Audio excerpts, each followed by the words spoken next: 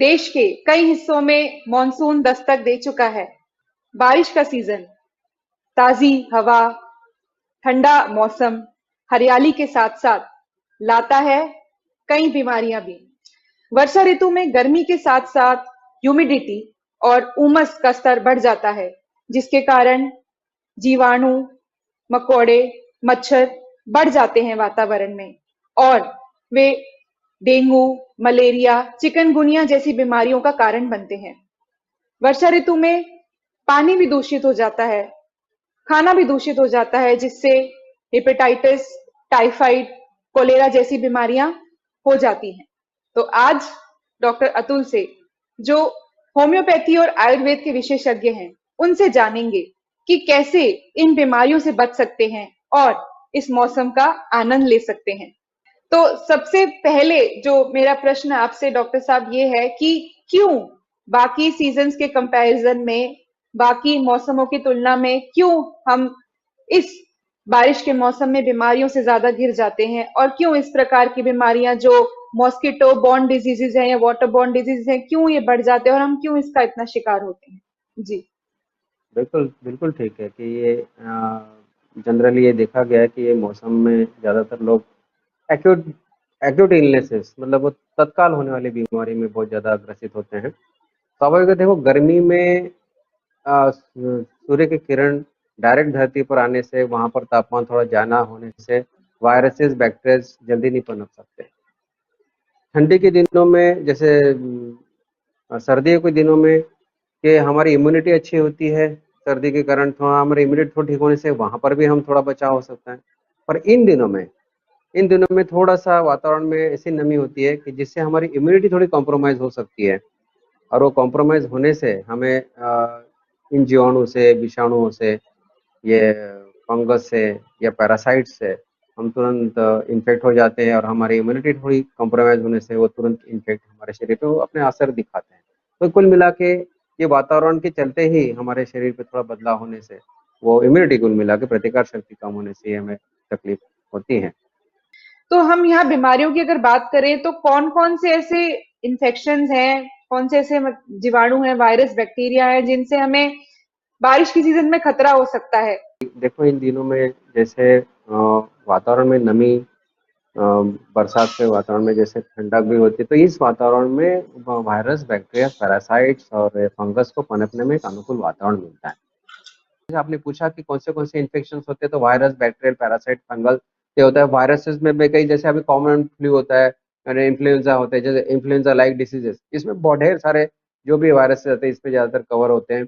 Bacterial infections होते हैं, cholera, hepatitis, cholera जैसे हैं, टाइफाइड, ट्यूबरकुलोसिस, निमोनिया, ये जो होते हैं ये ज़्यादातर बैक्टीरियल होते हैं। चिकन पॉक्स जैसा मैंने बताया ये भी वायरल्स में जाएगा, हेपेटाइटिस भी वायरल में जाएगा। पहले आप हमें ये बताइए कि किस तरह से हम इम्यूनिटी बढ़ा सकते हैं ताकि जिस तरह के आपने वायरस और बैक्टीरिया हमें बताए इनसे हम बच सके। बिल्कुल, बिल्कुल। कि जैसे अभी मानसून शुरुआत हुई है, हो सकता है किसी-किसी को बाहर, तो देखो हर किसी को तो बाहर निकलना ही होता है, वातावरण से संपर्क तो आना ही होता है, किसी-किसी को बाहर का पानी पीना पड़ता है, जो भी जैसे जिनकी अपनी जैसे कामकाज होता है उस तरह से उनको करना पड़ता है। तो इसके लिए अगर हमारी इम्यूनिटी अगर इंटैक्ट हो, परफेक्ट हो, तो हमें इन्फेक्शन हमारे शरीर में आते हुए भी वो हानि नहीं कर सकता। हमारे शरीर में विटामिन्स की बहुत ज़रूरत पड़ती है और वो 3 विटामिन्स ऐसे हैं, अगर वो हमारे शरीर में परफेक्ट है, अगर उसकी लेवल हमारे शरीर में एकदम व्यवस्थित है, तो हमारे शरीर में कितना भी इन्फेक्शन शरीर में, कितने भी वायरसेस हम, मैं कहूँगा कितने इन्फेक्टेड लोगों के साथ भी अगर आप रहो, घूमो-फिरो, तो भी हमें अंदर कोई उसका प्रादुर्भाव हमारे अंदर नहीं होता, अगर वो 3 विटामिन्स हमारे शरीर में अगर मेंटेन है तो। कॉमनेस्ट एकदम सबसे कॉमन सबने सुना है वो विटामिन्स आपके शरीर में मेंटेन करना है, वो है विटामिन बी, वो है विटामिन सी और वो है विटामिन डी। ये 3 विटामिन्स हमें शरीर में मेंटेन करना है, बी, सी, डी। तो स्वाभाविक है कि मन में तो प्रश्न आएगा, भाई बी कैसे बढ़ाएं, भाई सी कैसे बढ़ाएं और डी कैसे बढ़ाएं। एक प्रश्न जो मेरे बिल्कुल, मन में आ रहा है अभी दर्शकों के लिए कि बिल्कुल, इन बिल्कुल। इन विटामिन्स का सोर्स क्या है, क्या ऐसा खाएं कि हमारे शरीर में ये विटामिन्स बढ़े? देखो एक है विटामिन बी12 का सोर्स होता है, ज़्यादातर हमने डॉक्टर से भी सुना और कॉमन सेंस सुना है कि हमने जैसे छाछ, दही, ठीक है ना, वो ज्यादातर कॉमन सोर्स होते हैं। ज्यादातर कई डॉक्टर्स तो बोलते हैं नहीं आप नॉन वेज खाओ क्योंकि नॉन वेजिटेरियन में भी B12 है, ऐसा ज्यादातर सब डॉक्टर्स कहते हैं, पर नहीं, ऐसा जरूरी नहीं है। पर आज तक B12 की डिफिशियंसी तो अभी अभी ज्यादा पता चलने लग गई है। पहले जमाने में तो सारे वेजिटेरियन हुआ करते थे, उनको B12 की कमी क्यों नहीं है? अभी क्यों आप केवल इंसिस्ट करते हैं डॉक्टर्स कि आप नॉन वेजिटेरियन खाओ और नॉन वेज खाना खाओ, भाई B12 की कमी इसलिए, ये गलत बात है।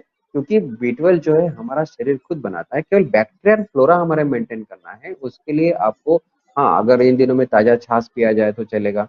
अगर आप तो उसमें जो लैक्टोबैसिलस होते हैं वो लैक्टोबैसिलस बॉडी में जाएंगे और उसका फ्लोरा जब मेंटेन होगा तो खुद बॉडी B12 बना देगा। जैसे दूसरी बात होती है कि सबसे जरूरी मतलब जो जिससे एकदम B12 फास्ट बढ़ता है, मैं लोगों को बोलता हूँ, वो है देसी गाय का गोबर का रस। अगर एक एक चम्मच पिए 1 महीने के लिए, और एक एक चम्मच मतलब होगा 5 ml, जितना होगा 4-5 ml, 5 ml, अगर आप उतना अगर आप पीते हो देसी गाय का गोबर का रस, उससे सबसे ज्यादा फास्ट B12 बढ़ता है हमारे शरीर में। क्योंकि बी कॉम्प्लेक्स का एक विटामिन ऐसा है कि इसमें बहुत ज्यादा डिफिशियंसी दिखाई देती है। तो ये अगर आप मेंटेन रखते हो तो हमारे शरीर में बहुत सारी इम्यूनिटी लोगों की बढ़ सकती है। और बाकी जनरल B12 बढ़ाने के लिए आपको ज्यादातर फाइब्रस फूड खाना है, जिसमें फाइबर्स ज्यादा होते हैं। फाइबर्स किस में ज्यादा होते हैं? ज्यादातर हमने फ्रूट्स है, सलाद है, हरे पत्तों का रस है, स्प्राउट मतलब जो अंकुर आया हुआ चीज होता है वो है, नट्स है। तो अगर आप इस तरह से अगर खाते हो तो आपके शरीर में वो B12 की लेवल काफी मेंटेन हो सकती है। तो मैं जिनके शरीर में विटामिन बी की कुल मिला के कॉम्प्लेक्स की, B12 का तो मैंने शुरुआत में बताया, और general B12 vitamin B complex बढ़ाना है तो आपको ये फाइब्रस फूड खाना बहुत जरूरी होता है। तो फ्रूट, सलाद, स्प्राउट्स मतलब अंकुरित पदार्थ, हरे पत्तों का रस, ये आप करेंगे तो आपका विटामिन बी जनरल बढ़ जाएगा। तो ये विटामिन बी का हो गया।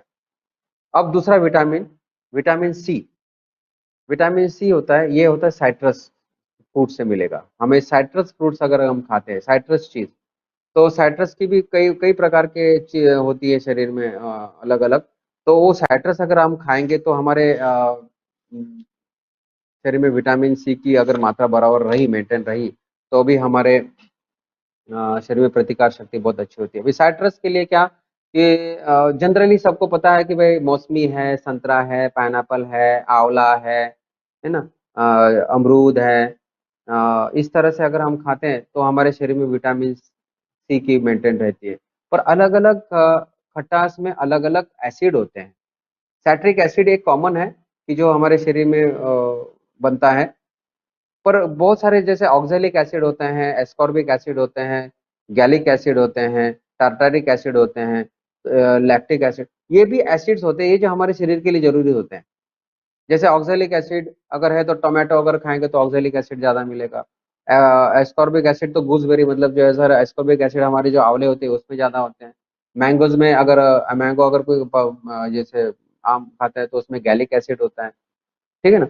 तो टार्टारिक एसिड जो होता है, टैमरिन, टैमरिन मतलब जो इमली होती है, पकी हुई इमली, मैं कच्ची इमली की नहीं बात कर रहा हूँ, पका हुआ इमली खाने के लिए कोई दिक्कत नहीं है, पका हुआ इमली, तो उसमें टार्टारिक एसिड होता है। सबसे ज्यादा अगर वायरल इन्फेक्शन अगर कंट्रोल करना है तो विटामिन सी बहुत जरूरी होता है शरीर के लिए। क्योंकि विटामिन सी एक तरह से आपको वायरस को बिल्कुल हमारे मैंने शुरुआत में जो बताया था कि वो सेल्स के अंदर उसके जो प्रोटीन जाते हैं और फिर वो सेल में मल्टीप्लाई होता है, वो सेल्स में सबसे ज्यादा रोकने का काम करता है विटामिन सी। और वो मतलब हमारे शरीर की इम्यूनिटी, जो व्हाइट सेल्स होते हैं हमारे सफेद पेशियों के साथ मिलके जो इम्यूनिटी बढ़ती है, हमारे एंटीबॉडीज बनती है, और वो बनाने के लिए विटामिन सी की बहुत जरूरत पड़ती है। अभी देखो कि मुझे कई पेशेंट बोलते हैं कि तुरंत बुखार आया है, बुखार आया तो क्या करें? तो देखो ज्यादातर लोगों में ये बुखार आता है तो इससे डर जाते हैं कि नहीं तुरंत पैरासीटामोल देते हैं। ध्यान रखना, मैं कई बार बोला हूँ, अभी भी बोलता हूँ, क्योंकि अभी उस विषय से अनुरूप है इसलिए, कि बुखार हमारे शरीर के लिए, हमारे बुराई के लिए नहीं आता है, वो सबसे अच्छी चीज है हमारा। उस बुखार हमारा सबसे अच्छा मित्र है। अरे बड़े हो टेम्परेचर तुरंत हम पैरासीटामोल या गोली खा लेते हैं या इंजेक्शन ले लेते हैं। बिल्कुल हाँ। आप सही कह रहे हैं। ये तो मैंने भी ऑब्जर्व किया, जैसे मैं वर्किंग हूँ तो मैं देखती हूँ कि किस तरह से लोग थोड़ा सा बुखार आने पे भी मेडिसिन ले लेते हैं। जबकि ये जिस तरह से आपने बताया, हमारी बॉडी के नेचर का एक मैकेनिज्म ही है कि वो बॉडी का टेम्परेचर बढ़ा के जो भी हमारे एक्सेस वायरस या बैक्टीरिया बॉडी में आए हैं उनको वो किल करता है। तो हमें ये नहीं कहता हूँ कि वायरस मतलब आपको बुखार आने दो, आप कुछ ना करो, ऐसा नहीं कह रहा हूँ। पर उसको हम दबाओ मत, तुरंत उसको पैरासीटामोल या कुछ देखो, उसको दबाओ मत। वो कैसे मैनेज करना है, जैसे मैंने अभी कई पेशेंट्स को बताता हूँ, अभी उसका सॉल्यूशन मैं बाद में देता हूँ आपको। उस तरह से मतलब आप कैसे मैनेज करना, तो अभी तो बता रहा हूँ। जैसे आप विटामिन सी को मेंटेन करना है, बी बी को मेंटेन करना है, अभी डी को। डी का सोर्स है, सबसे बड़ा सोर्स है हमारा सनलाइट। अभी इन दिनों में जी क्या होता है कि बादलों के कारण डायरेक्ट सनलाइट हमारे शरीर में ज्यादातर मिलता भी नहीं बहुत बार। पर मैं दर्शकों को जरूर कहूंगा, अगर आपके ये समय मत देखना कि अभी ये समय 2 बजे का है या 4 बजे का है, जो भी है। जब भी बादलों से अगर सूर्य किरण निकलते हैं तो तुरंत शरीर पे ले लो इन दिनों में। बहुत बार अगर मैं कहूंगा आपको भाई 8 बजे से पहले या 9 बजे से पहले का ही सूरज लो, तब तो सूरज तो है ही नहीं क्योंकि बादल है। हाँ, हो सकता है कि भाई 12 बजे सूरज निकला हो या 11 बजे निकल रहा हो, तो भी लो, चलेगा, क्योंकि उसका जो किरण होते हैं भी तभी भी थोड़े से फ्रेश होते हैं। उसमें थोड़े से पोषक किरण होते हैं शरीर के लिए। तो वो किरण आपको अगर आप शरीर में लो, तो आपको इम्यूनिटी, आपको मतलब विटामिन डी के लिए मददगार होते हैं। तो वह समय शाम का भी अगर आपको अगर सूर्य किरण मिलते हैं, अगर शाम को भी अगर बादल हटते हैं और सूर्य किरण मिल रहा है, तो आपको उसमें भी आप सूर्य किरण का लाभ ले सकते हो। तो ये तीनों विटामिन आप मेंटेन कर सकते हो, विटामिन बी, सी, डी। तो इस तरह से। और विटामिन डी के लिए मैं तो ये भी कहता हूँ कि लोगों के लिए भी इन दिनों में अगर मानो सूर्य प्रकाश कम है, मिलता नहीं है, तो अगर किसी में सच में विटामिन डी की कमी आ रही है, तो ड्राई मशरूम्स होते हैं, जो सूखे हुए मशरूम्स मिलते हैं। मशरूम में एक ऐसी केमिकल बनता है सूखा, क्योंकि वो ड्राई मशरूम सनलाइट में सुखाए होते हैं। तो उसमें एक ऐसा केमिकल बनता है कि वो जो हमारे शरीर में हम खा, अगर वो जाए, अगर वो मशरूम के रूप में, तो वो केमिकल से हमारा शरीर विथ अपने कोलेस्ट्रॉल, तो हमारा विटामिन डी बनाता है। तो मैं कहूँगा जिनके अगर अगर सूर्य प्रकाश ना हो तो ड्राई मशरूम खाएं। हाँ जी, बस अभी यही है कि अभी सॉल्यूशन जो है यही है, तो है कि अभी समझ लो कि मुझे एकदम से बुखार आया, तो मैं क्या करना चाहिए।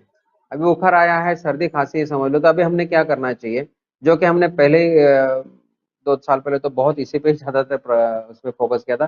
फिर से मैं थोड़ा बता देता हूँ कि अगर बुखार आने के बाद तुरंत क्या करें कि गर्म पानी, 1 गिलास गर्म पानी में एक पूरा नींबू डाल दो। पूरा नींबू, इतने छोटा साइज का, जो मीडियम साइज का हो, वो पूरा नींबू डाल दो 1 गिलास में, और पूरा पानी खट्टा हो जाएगा। वो खट्टा पानी एक एक सीप आप 10-10 मिनट में, 5-7 7-8 मिनट में, 15 मिनट में, समझ लो 15 से 20 मिनट में वो पूरा ग्लास आप गरम गरम पानी का ग्लास चाय जैसा पी लेना, और चादर ओढ़ के सो जाना। पसीना निकलेगा। पसीना निकलेगा तो आपको जैसे पैरासीटामोल काम करता है, उस तरह के हमारे शरीर में उसका असर होता है। गर्म पानी में नींबू नुकसान नहीं करेगा, बल्कि वो फायदा करेगा आपको, क्योंकि बुखार भी मिटाएगा और इन्फेक्शन भी मिटाएगा।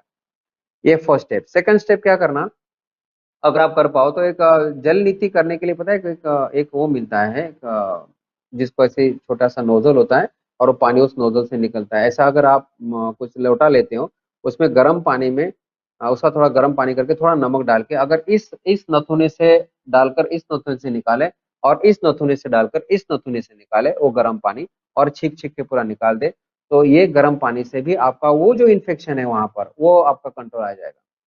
और तीसरी स्टेप कि दोनों पैरों में, अपने घुटने तक दोनों पैर गर्म पानी में रख दे, और गर्म पानी में अच्छी तरह से जितना सहन हो उतने गर्म पानी में आपको 10 से 15 मिनट, 15 मिनट तक आपको दोनों पैर गर्म पानी में रखना है।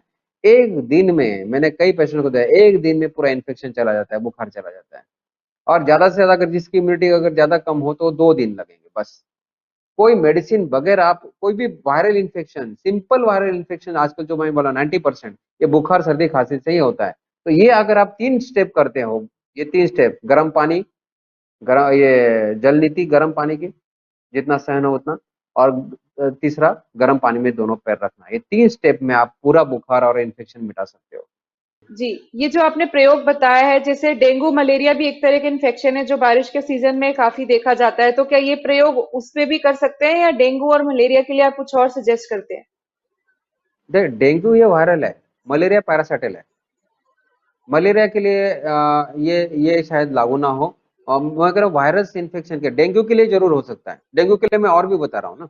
डेंगू के लिए मैं देखो, एक एक स्टेप, ये एक स्टेप है। जी अभी दूसरा वायरस के लिए आपने क्या करना है, एक 3 स्टेप फ्लूइड डाइट भी हम बताते हैं। 3 स्टेप फ्लूइड डाइट, जैसे हमने कोविड में हमारा जो ग्रुप था, नाइस ग्रुप था, डॉक्टर विश्व चौधरी और हमारा सबका, तो हमने ये बहुत चलाया था। तब जो वायरस अगर आता है शरीर में, तो वायरस में बताया था साइट्रिक एसिड में वायरस नहीं पनप सकता अगर बॉडी में साइट्रिक एसिड लेवल बढ़ जाए तो डेंगू अगर है, डेंगू जैसे अगर जिसमें आपको बताया था प्लेटलेट घट गए या फलाना जो भी होता है, इसमें क्या करें, 3 स्टेप फ्लूइड डाइट, मतलब क्या करें, 3 दिन के लिए ये प्रयोग है। आपका बॉडी वेट जितना है उसको अगर पहले दिन आपने कहना 10 से डिवाइड कर दो। अगर मेरा बॉडी वेट 60 है, उसको मैं 10 से डिवाइड कर दिया तो 6 हो जाएगा।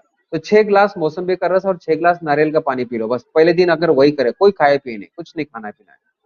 6 ग्लास मौसम्बी का रस, 6 ग्लास नारियल का पानी, जिसको अगर डेंगू है या कोई भी वायरल इन्फेक्शन के लिए चलेगा। पर जिसको सर्दी खांसी है वो ना करे।